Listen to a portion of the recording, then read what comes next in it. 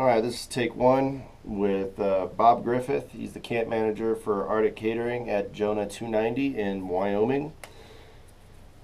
All right, Bob, what is your typical day like? Well, I don't know if I really have a typical day, but since I'm responsible for everything here, and a lot of the times I just respond to the needs of my staff and to the needs of our client. So typically I'm on up and out into camp by 6 a.m. Basically observing. I do a morning safety meeting every day with the whole staff, and we also discuss the business of the camp and what our day is going to be. So we plan our days in that meeting.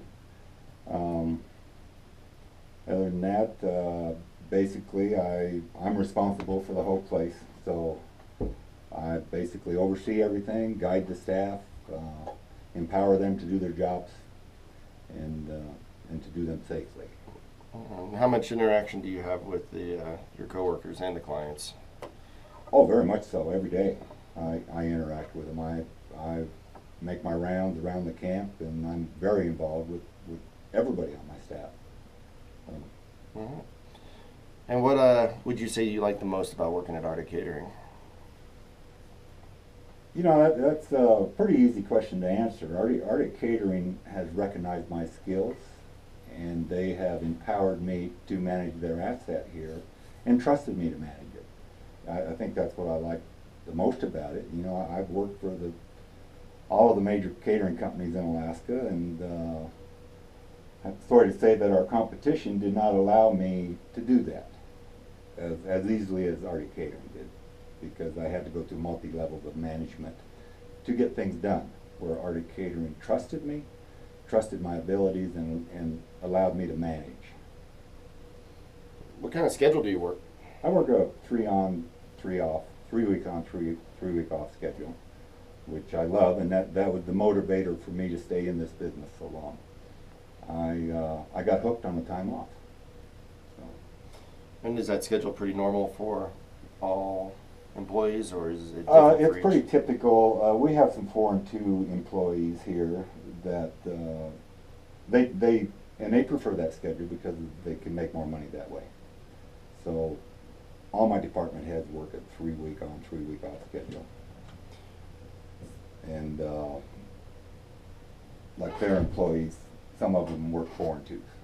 So, and that's their choice. We would put everybody on a 3 and 3 schedule here, just because of my belief that it's safer. They're more rested. They're more productive. But we give them that choice. You know, everybody's got to make a living.